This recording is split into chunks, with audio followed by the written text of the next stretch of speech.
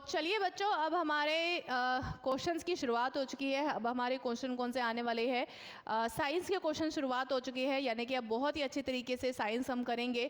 सो उम्मीद करती हूँ आप सब लोग बिल्कुल ही फोकस के साथ इन साइंस के क्वेश्चंस को अटैम्प्ट करेंगे।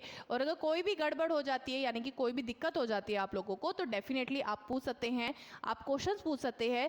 और अगर आपको नहीं समझ में आता है, कोई ऐसी दिक्कत होती है कि कोई ज़्यादा डिटेल में नहीं समझ में आया, तो आप कमेंट कर सकते हैं कि मैडम ये क्वेश्चन था जो मुझे नहीं समझ में आया था, आप थोड़ा सा डिटेल में बताइए, तो वो बता दिया जाएगा। ठीक है, बस आप सभी बच्चों से गुजारिश यही है कि जो बच्चे हमें लाइव देख रहे हैं या फिर जो बच्चे रिकॉर्डेड देख रहे हैं, क्लास को लाइक जरूर करिएगा और उसके साथ में चैनल को जरूर सब्सक्राइब करिएगा। ठीक है, तो चलिए शुरू करते हैं आज के साइंस के पहले क्वेश्चन को। साइंस का पहला क्वेश्चन है, परमाणु संलयन कहाँ होता है? Nuclear fusion occurs in atomic bomb, hydrogen bomb, nuclear reactor या फिर न्यूक्लियर बॉम्ब।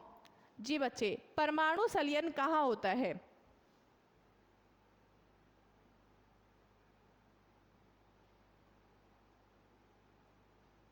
कोई बात नहीं RDX, इट्स ओके।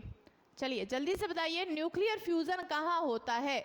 परमाणु बम के अंदर, हाइड्रोजन बम के अंदर या फिर न्यूक्लियर रिएक्टर के अंदर? फ्यूजन संलयन कहाँ पे होता है? जी बच्चे, हाइड्रोजन बॉम्ब, वेरी गुड, बिल्कुल सही है, हाइड्रोजन बॉम्ब के अंदर होता है। ठीक है, अगला question, electric light bulbs are filled with, ये पहले भी हो चुका है हमारा क्वेश्चन। बिजली का बल्ब में क्या भरा होता है? आर्गन, वायु, नाइट्रोजन या फिर ऑक्सीजन? तो हम सबको पता है कि बिजली के बल्ब के अंदर आर्गन भरा होता है। ठीक है, आर्गन। अगला question, the stationary body can have, एक स्थिर पिंड में हो सकता है, क्या हो सकता है? वेलोसिटी हो सकती है, यानी कि वेग हो सकता है, गति हो सकती है, त्वरण हो सकता है या फिर एनर्जी हो सकती है। एक अगर कोई स्थिर ऊर्जा है तो उसमें क्या पाया जा सकता है? जी बच्चे, जी, एक स्थिर पिंड के अंदर क्या पाया जा सकता है? जी बच्चे, वेग, गति या फिर त्वरण या फिर जी बच्चे एनर्जी। जी, तो बच्चे देखो, सबसे पहले बात करती हूँ वेग। वेग क्या होता है? वेग का मतलब होता है या तो डिस्टेंस में चेंज हो, ठीक है, या फिर डायरेक्शन के अंदर कोई चेंज होए। ठीक है, डिस्टेंस या डायरेक्शन के अंदर अगर कोई चेंजेस आते हैं तो क्या आता है? वेग आता है। तो ये भी गलत है।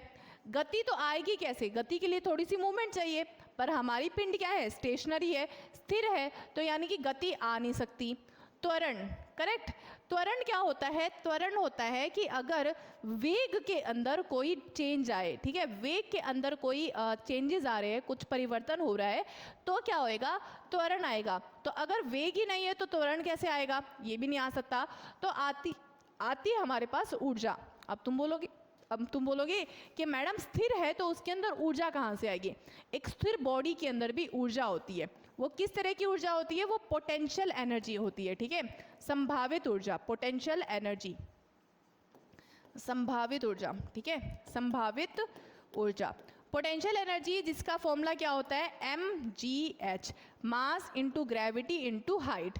ये होता है फॉर्मूला जो कि एक संभावित ऊर्जा का होता है। ठीक है जी बच्चे, वेरी गुड। चलिए तो अगले क्वेश्चन की ओर बढ़ते हैं। अगला क्वेश्चन है, the propagation of sound wave is possible only if there is, यानी कि ध्वनि की तरंग का संचरण तभी संभव है जब साउंड के अंदर क्या होना चाहिए? तभी ध्वनि के अंदर तरंग आएगी। वैक्यूम होना चाहिए, एक मीडियम होना चाहिए, कंडेंसेशन होना चाहिए या फिर रेयर फ्रैक्शन होना चाहिए। जी, एक ध्वनि की तरंग में क्या होना जरूरी है? गुड इवनिंग जी बच्चे, गोल्डन मीना जी, नमस्ते जी। हरेंद्र का डी है, वेरी गुड। चलिए, सभी बच्चों से गुजारिश है कि क्लास को लाइक जरूर कर दिया जाए और उसके साथ में चैनल को जरूर सब्सक्राइब कर दिया जाए। और बच्चे, साउंड वेव के लिए, एक साउंड वेव को, ठीक है, साउंड तरंग को आगे बढ़ने के लिए क्या चाहिए? उसे बच्चे मीडियम चाहिए। ठीक है, निर्वात नहीं चाहिए, क्योंकि निर्वात के अंदर साउंड वेव चलेगी नहीं। ठीक है, निर्वात एक ऐसी चीज़ है जहाँ पे साउंड आपकी आएगी नहीं, पॉसिबल ही नहीं है।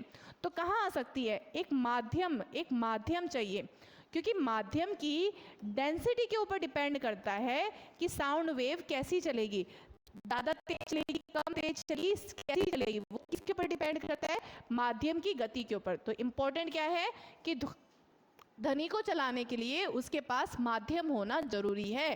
ठीक है जी बच्चे। सिस्टम जी थैंक यू सो मच 6000 के लिए। अभी तो हम ये सोच रहे हैं कि 6000 नहीं, अब तो हम ये सोच रहे हैं कि चलो अब 6000 हो गए, अब धीरे धीरे करके 6 का 7 होएगा, 7 का 8 होएगा। तो अभी हम टारगेट लेके चल रही है 10,000 का। ठीक है अब हम टारगेट लेके चल रहे हैं 10,000 का, और बस यही उम्मीद है कि आप सब लोगों के प्यार के लिए, आप सब लोगों के सपोर्ट की वजह से जल्दी हम इस 10,000 के टारगेट के ऊपर भी बहुत जल्दी पहुंचेंगे। ठीक है जी। फिर आप अच्छे तरीके से कॉन्ग्रेचुलेशंस करेगा, फिर हम डेफिनेटली बड़े ही खुश हो जाएंगे कि हाँ भी अब 6000 पहुँच गए, बड़ा मज़ा आया जी बच्चे। The image formed by convex mirror is always, उत्तल दर्पण द्वारा बनाया गया प्रतिबिंब हमेशा होगा, कैसा होगा, वास्तविक और उल्टा होएगा, आभासी या फिर सीधा होएगा, वास्तविक और सीधा होएगा, या फिर आभासी और उल्टा होएगा, कैसा होएगा।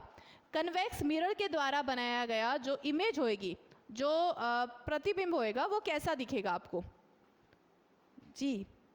नवीन कोई बात नहीं, इट्स ओके। आयुष राम राम जी बच्चे, नमस्ते जी। सभी बच्चे वेलकम है, सभी बच्चों का स्वागत है आपको जी। उत्तल दर्पण में कैसा बनाया जाएगा, ठीक है। तो आप लोगों से पूछ रखा है, एक तो उत्तल दर्पण होता है और दूसरा होता है अवतल, ठीक है, अवतल लेंस, ठीक है, अवतल लेंस। तो इन दोनों के अंदर ही आपको इमेज हमेशा कैसी मिलेगी, आभासी यानी कि वर्चुअल, और सीधी, ठीक है। आभासी और सीधी मिलेगी किसके अंदर, उत्तल दर्पण के अंदर। और लेंस कैसा होएगा, कन्वेक्स लेंस यानी कि कनकेव लेंस यानी कि अवतल लेंस, ठीक है जी बच्चे। अगले क्वेश्चन की ओर बढ़ते हैं। अगला क्वेश्चन है, फोटोसिंथेसिस इज मैक्सिमम इन, प्रकाश संश्लेषण अधिकतम होता है, कहाँ होता है, हरे प्रकाश के अंदर, नीले प्रकाश के अंदर, लाल प्रकाश के अंदर, या फिर सफेद प्रकाश के अंदर जी बच्चे। अब ये किससे रिलेटेड है, ये रिलेटेड है एब्जॉर्प्शन से रिलेटेड, ठीक है। एब्जॉर्प्शन, एब्जॉर्प्शन यानी कि कौन सी जो तरंग है, कौन सी तरह की जी बच्चे, वाइट, जैसे वाइट लाइट के अंदर क्या होता है, विबग्योर होता है, विबग्योर। विबग्योर क्या होता है, वॉयलेट, ठीक है, इंडिगो, ठीक है, और साथ में ब्लू, ठीक है, ग्रीन, और देन येलो, और देन ग्रीन विबग्योर, हाँ, ऑरेंज, ठीक है, और बच्चे रेड, ठीक है। तो विबग्योर क्या होता है, अपने जो स्पेक्ट्रम होता है उसमें 7 लाइट का समूह होता है, ठीक है। 7 अलग अलग कलर की लाइट आती है वाइट लाइट के अंदर, ठीक है। तो इन वाइट लाइट के अंदर सबसे ज़्यादा एब्जॉर्ब करने वाली कौन सी लाइट होती है, तो सबसे ज़्यादा एब्जॉर्ब करी जा सकती है रेड लाइट, ब्लू लाइट और इंडिगो लाइट, ठीक है, इंडिगो। तो सबसे सॉरी इंडिगो नहीं, वॉयलेट, वॉयलेट। तो सबसे ज़्यादा एब्जॉर्ब करी जाती है लाल लाइट। तो सबसे ज़्यादा फोटोसिंथेसिस होएगा रेड लाइट के अंदर, और सबसे कम होएगा, कम कहाँ होएगा, कम होएगा ग्रीन लाइट के अंदर, ठीक है। ग्रीन लाइट के अंदर सबसे कम फोटोसिंथेसिस करवाया जा सकता है।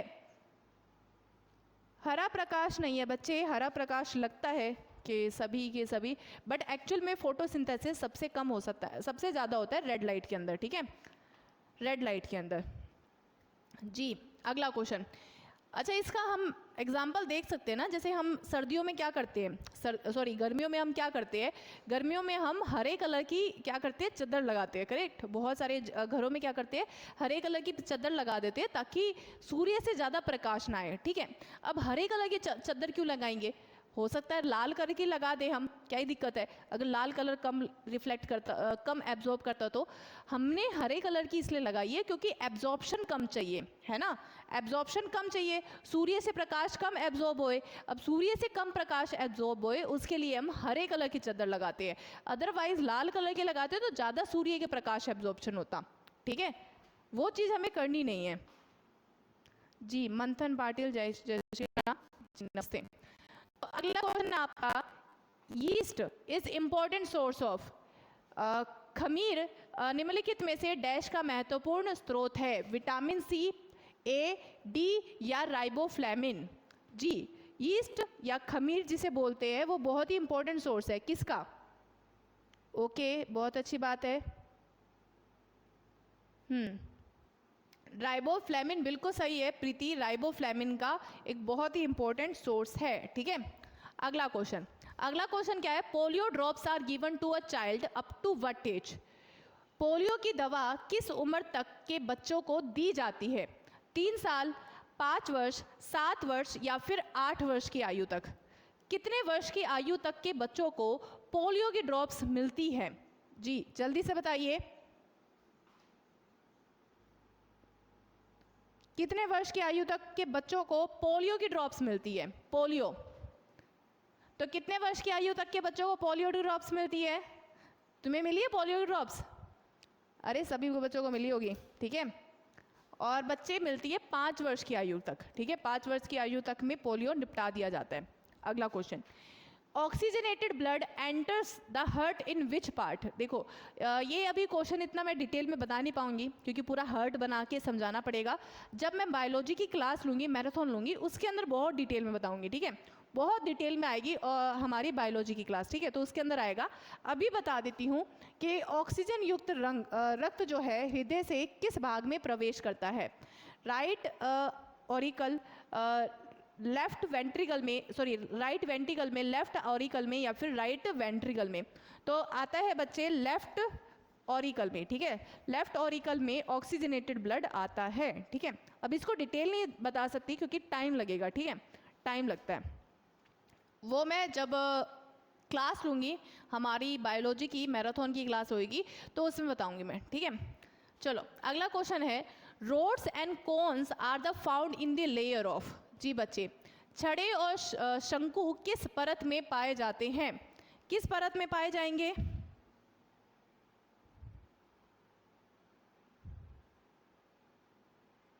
कोई बात नहीं, मैं करवा दूंगी चैप्टर, ठीक है जी। छड़े और शंकु ये आपको किस में मिलेंगे? जी बच्चे, रोड्स और कॉन्स क्या होते हैं? हमारे आईज का ही एक हिस्सा होते हैं, ठीक है। और बच्चे ये एक्चुअल में क्या होते हैं? ये जो होते हैं हमारे डिम और जो बच्चे तेज लाइट होती है उसके ऊपर रिफ्लेक्ट करते हैं, ठीक है, डिम और तेज लाइट के ऊपर, ठीक है, डिम और तेज लाइट के लिए, मतलब हमारी आंखें पहचान लेती है ना कि हमारे आंखों की पुतलियाँ जो होती है वो पहचान लेती है कि कैसे, कि जैसे ही डिम लाइट होती है तो वो पुतलियाँ बड़ी हो जाती है और जैसे बहुत ज़्यादा तेज लाइट होती है तो आंखों की पुतलियाँ छोटी हो जाती है। तो उसके लिए सेंसर्स जो होते हैं वो होते हैं रोड्स एंड कोन्स, जो कि आपको कहाँ मिलेंगे? रेटिना में मिलेंगे। रेटिना पे क्या पाया जाता है? रेटिना पे इमेज आती है, ठीक है। इमेज किसकी आती है? जो भी आँखों से, मतलब मेरे आँखों से मैं भी जो भी देख पा रही हूँ वो मेरे आँख के कौन से हिस्से में जाएगा? वो रेटिना पे जाएगा, ठीक है। मैं तुम्हें देख पा रही हूँ या फिर मेरे सामने तो अभी फिलहाल तुम तो नहीं हो, कैमरा हो, और कैमरे में, मतलब सॉरी, तुम अपने मोबाइल के अंदर मुझे देख पा रहे हो, करेक्ट, मोबाइल या लैपटॉप के अंदर, तो वो तुम कैसे देख पा रहे हो? क्योंकि तुम्हारे आँखों के अंदर आँखों का मतलब जैसे ये हिस्सा होता है, ठीक है, ज़्यादा ही टेढ़ा हो गया जी बच्चे, हाँ, तो आँखों का ये हिस्सा होता है, तो यहाँ पे क्या होता है? रेटिना होता है, एक परत होती है जहाँ पे आईज पे क्या होता है? इमेज आती है। तो वो इमेज कहाँ आती है? रेटिना पे आती है, और रेटिना पे यही मिलेंगे रोड्स एंड कॉन्स, जो कि धीमी और तेज लाइट के ऊपर रिफ्लेक्ट करते हैं, ठीक है। अगला question, where are genes found? जी, जीन कहाँ पाए जाते हैं? माइटोकॉन्ड्रिया में, क्रोमोसोम्स में, प्लास्टिड्स में या न्यूक्लियर मेम्ब्रेन में? जीन्स कहाँ पाए जाएंगे आपको? जी,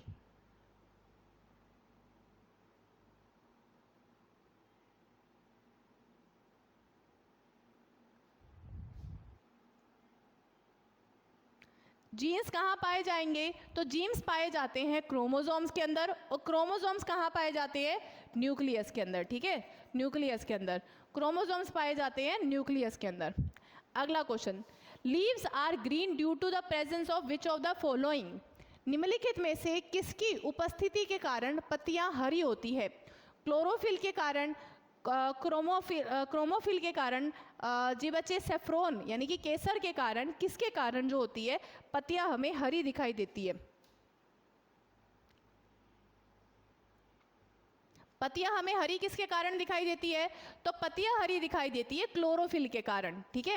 क्लोरोफिल के अंदर क्या होता है जी बच्चे, एक पिगमेंट होता है, जो कि पिगमेंट क्या होता है, हरे रंग का होता है, ठीक है जी बच्चे। और क्लोरोफिल या क्लोरोफिल एक्चुअल में किसका हिस्सा होता है? वो प्लास्टिड्स का हिस्सा होता है, ठीक है।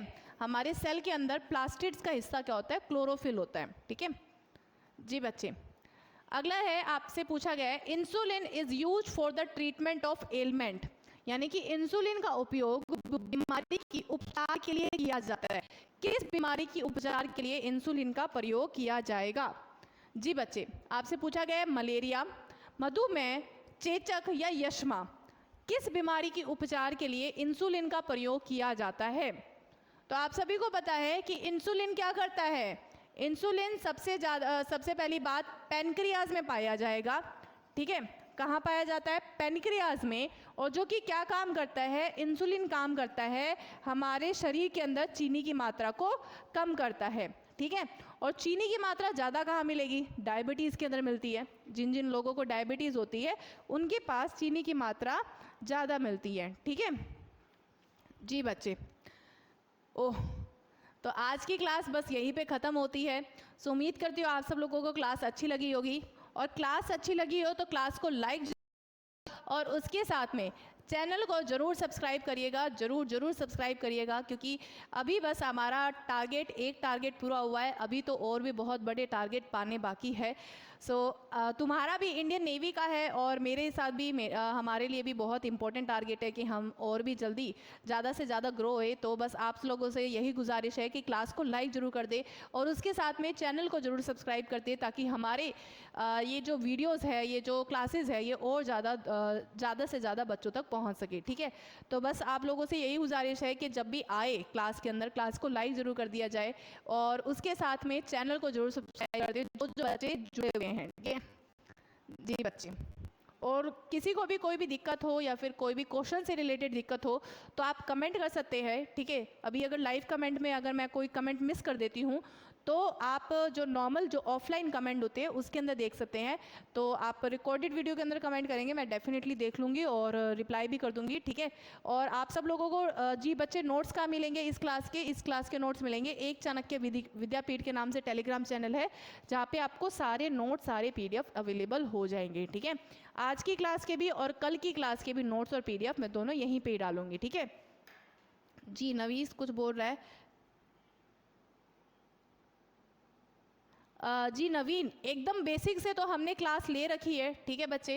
आप चाहे एयरफोर्स की तैयारी कर रहे हो या फिर अगर आप किसी भी चीज़ की तैयारी कर रहे हो तो मैंने इंग्लिश की भी क्लासेस ले रखी है। आप हमारे चैनल पे जाएंगे तो इंग्लिश का कोर्स है पूरा, वो पूरा कोर्स कंप्लीट है, आप वहाँ से इंग्लिश की क्लासेस ले सकते हैं, ठीक है।